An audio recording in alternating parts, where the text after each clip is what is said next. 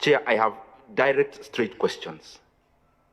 One, PS, in your presentation, you state that the revenues up to the time you presented, 8th of April, have gone up by 3.5%. Inflation is 4.1%. So in real terms, therefore, our revenues have actually gone down in real terms if you discount inflation from the nominal growth of revenue. So in your assessment as the National Treasury, are the taxes of 2023 and last year worth it? And especially given the debate they generated, but clearly through the figures you have presented, there is actually no revenue from those taxes. Secondly, you have stated that you project the revenues as they were stated at 3.3 trillion shillings. I would want to know the kind of how much GDP are you calculating with? Because in your own figures, the GDP I have seen hovering around 18 to 19 trillion, then the 17.2% benchmark you've put on yourself is actually 3.9 trillion, not 3.3. So because most of our decision making will be based on the GDP, how much GDP are you dealing with in terms of this financial year? The other issue I asked the chairman for, you interact a lot with our committee and finance. Housing levy.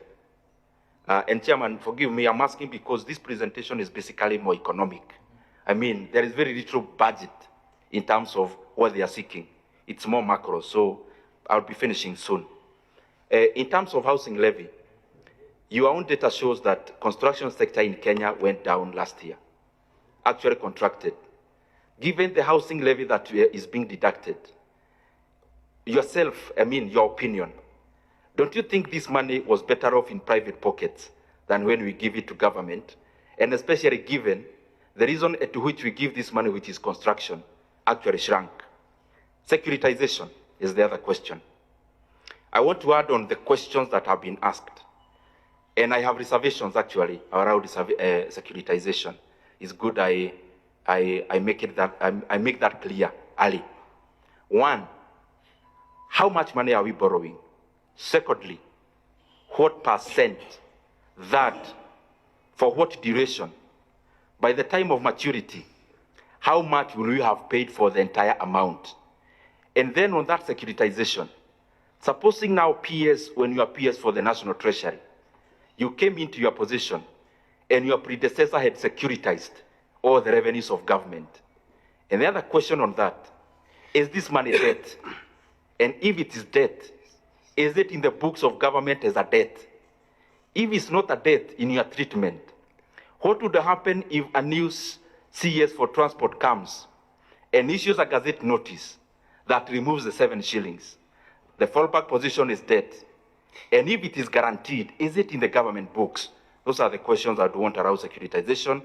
As I go to the finish, today's newspaper is glaring, and if you actually go into the pages, there is an attempt to clear the air on the usage of NHIF pension money and CPF pension money in aid of infrastructural development. Honorable PS, honestly, why would we put the workers of Kenya in such a hotline? The expressway you already have, and you have the accounts, they made a loss last year. And then we are here pressuring the pension funds, and especially NSSF and PCF, to invest in a project or in nature of projects that I have shown in the past they are not attractive in terms of their commercial viability. Is it prudent that the NSSF invests pension money in infrastructure projects, and especially given the example we already have is making losses? Privatization is the other one. I saw there is an attempt to privatize some of the government assets, and especially Safaricom. I would want to know what is the timeline. Because as you know, Bwana Kibet, I'm sure you are very well versed in that, and especially given you're also a director in Safaricom.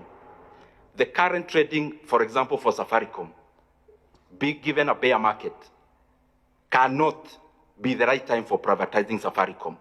What is the valuation of Safaricom in terms of privatization, are Kenyans getting value for money?